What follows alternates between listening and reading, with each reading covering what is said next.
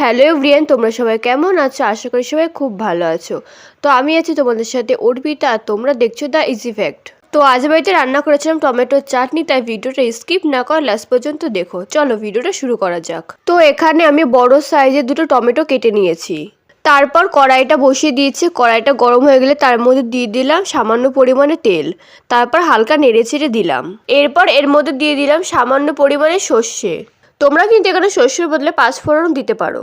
এরপর আমি কেটে রাখা টমেটোটা দিয়ে দিলাম। দিয়ে ভালো করে নাড়াচাড়া করতে থাকবো। তারপর তার মধ্যে দিয়ে দিলাম সামান্য পরিমাণে লবণ। দিয়ে আরও ভালো করে নাড়াচাড়া করতে থাকবো।